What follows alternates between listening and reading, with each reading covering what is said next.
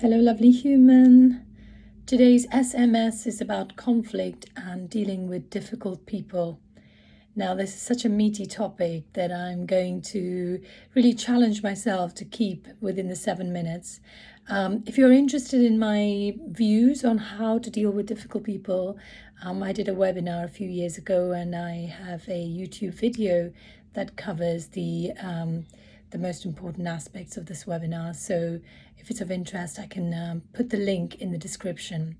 Anyway, today I want to talk about what happens when somebody's being difficult, and I want to say difficult in quotation marks, because sometimes it could be that you're the one who's being difficult, not the other person, but that's hard to see in that particular slightly emotionally overwrought circumstance. But essentially what tends to happen is that you and the other person disagree on something, or a situation that actually doesn't need to escalate does, because the other person either is having a really bad day or you're having a bad day, and somewhere along the way words are said which then inflame an already incensed person.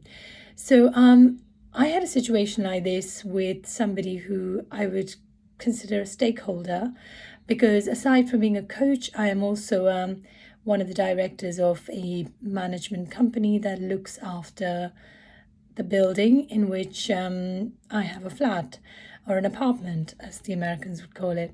And this is an unpaid role, but it's a very important job because it makes sure that the building that we have property in is well looked after, and the people who live in it get to live a comfortable and peaceful life. And in order to ensure that people have that, sometimes you can't but avoid conflict with people who don't see things the same way as you do, or occasionally just don't want to be cooperative because it means that they have to do some things that they don't really want to do. So I've had a similar dynamic. Well, I've had this particular situation with one of the stakeholders who happens to be a landlord in the building, and there was something that we really needed him to do, and he kept pushing it back towards us as in the management company, finding reasons why it was not his problem.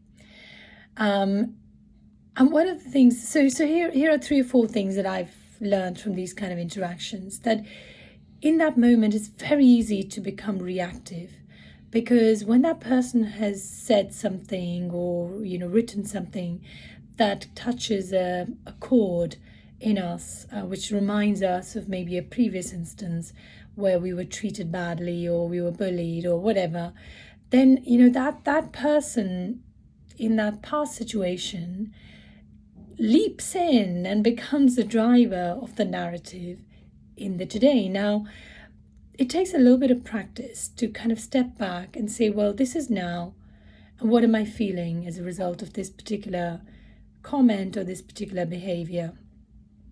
And in this instance, some of the emotions I felt were irritation, frustration, mainly those emotions, but also to some extent sort of desire to put that person in their place, because maybe on some level the egotistical part of me is thinking, well, I am in a higher position because I'm a director. So I think these are emotions that are very normal, very human. And then for me to first of all acknowledge, okay, I'm feeling these, and let me just look at them, acknowledge these feelings, and allow them to be processed in a healthy way, i.e. in my own space and time when nobody else is there. And then once I've done that, then I immediately feel calmer, because then I can look at things with a clear perspective based on what's happening now, not based on what has happened in the past and what my body remembers as the reaction that happened in the past. So that's the first thing. You kind of notice, acknowledge, and accept that these are the emotions I'm feeling. And then the next bit is to having given yourself some space, think about, how do I want to respond to this person or this behavior or to these words in the now.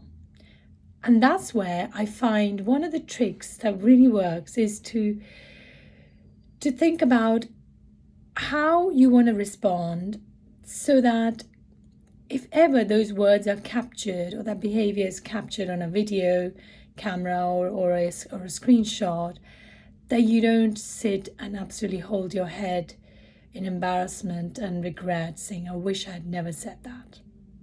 And this is so important in today's age, where everything is a screen grab away, everything is the click of a camera or a video being taken away. That how do you want to respond in this moment, so that the future you, even if that future you is 5 minutes from now, doesn't regret it? And that can be very interesting, because the F word or the whatever, the language you were about to use, suddenly you might think, maybe I shouldn't use that because I want to be the bigger person here. And the final thing I find particularly useful with people who are very aggressive and a bit sort of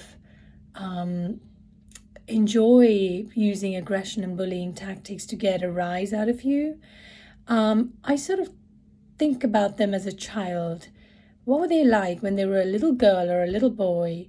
And could it be that they were bullied, that they were shamed, they were abused so mercilessly that the grown-up person they are now feels that the only way that they can get their way is to be how they were treated?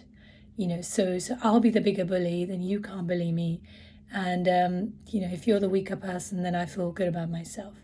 So these are 3 things that I do, and generally they help me. So let me know if they help you too. It's great to have you here. Look after yourself.